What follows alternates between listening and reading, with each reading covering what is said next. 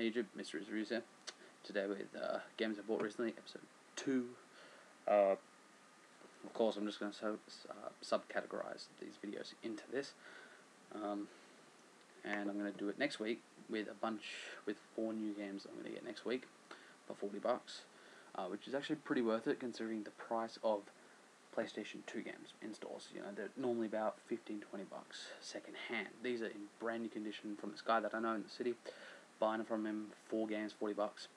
They're really good games. 3 of them I used to own, so of course I'm getting them. They're awesome. And one of them I partially played, but I didn't have enough time to get an opinion. But I'm gonna buy that and I'm gonna try it out and shit. So what's this? What's the stuff that I've gotten? Well, obviously I just mentioned PS2 games, and of course we'll start off with the major thing that I've gotten recently, which is a motherfucking old school original PlayStation 2. You want to know how I got this? My friend, when he was out doing his work, doing pamphlet delivery, came across, a council cleanup or something, people like chucking their stuff out and shit. Pristine condition, just sitting there. And he took it, had it for about a day. I was like, I'm going to get it, I'm going to keep it, use it a bit. And then he was just like, screw it, I couldn't be bothered to use it. Have it and look after it and all that shit and buy games for it. Do you want it, free? I'm like, fuck yes, because there was only one I wanted it anyway. I was like, fuck you, man, you got a fucking free PS2, you bitch. And he's an Xbox fanboy anyway, so I'm not surprised that he gave it to me. But yeah, so free PS2, and came with the cables. Actually, it didn't come with the video cables, but we got some off a friend when I was giving them back. But and besides that, PS3 cables the same, the component ones. Controller, pretty good condition, still has the grip on the analog sticks. The grip is still perfect. The buttons are a little bit hard, like a little bit, got to push them down a little bit, some of them. But generally, the controller is still in pretty freaking good condition. And it still works 100%. So, let's get rid of that. So that's that. Got a fucking PS2 for free. Awesome. And then, of course, there are 2 games here, which, new I haven't had before, and then 2, which are old school classic favorite games of mine from the PS2. And I'll show them all. I'll do the ones that I never used to own, the new ones. So I think I've shown this in a video before, but Auto Modelista, this cost me $6. I saw it, I thought it was awesome to see. It's sort of like cel shaded / anime sort of look to the game. Really nice. So far I've only played it once. It's pretty good. Like they say in the reviews and shit, the professional reviews, they said, it's really hard to drift, and you have to drift in this game. Like, to get around some corners, you have to freaking drift. And they said it was hard, and it is really freaking hard to get used to it. But once you get used to it, apparently, yeah, it's easy. So cool. This second game, I've once again only played once. I've gotten up to the 3rd event, I think, out of 81 single player events. Only cost me $10. I bought it sometime last week. And yeah, like I said, played the demo of it, loved it so much. That is, of course, World Rally Championship, the first one, for the PS2. When did it come out? I can't remember. 2002, I believe. Actually, no. I think it actually was 2001, 2002, World Rally Championship. It's pretty good, I enjoy it. It's pretty fun. It's sort of simulation in a way, I would say. I don't know. It's good though. It's good. Now onto the classic games. This one cost $15, but my friend did buy this game. The day he got that PS2, he bought this game because he's wanted it for ages, and I saw it. It was $15 second hand, but in brand new. Well, not really, but pretty much brand new condition. And it's non-platinum, and I absolutely love this game. Blast from the past. And the need for fucking speed. Need for Speed Most Wanted, just one of my favorite games of all time. In terms of proper Need for Speed games, this is my favorite. In terms of best Need for Speed game, which is just overall just titled Need for Speed, is of course the latest Hot Pursuit, but that's because it's pretty much Burnout with licensed cars. That's the only reason I like that one more. But out of proper Need for Speed games by EA Black Box, this is the best one, and it's just amazing. And I remember all the days spent playing this with me and my friend Harrison, just freaking hanging out, playing this game. It's fucking awesome. Every Arvo, well, not every Arvo, but actually, yeah, pretty much every day, we're like hanging out at his place, playing Most Wanted, or hanging out at my place, playing Most Wanted, and just freaking chill and have fun playing this game.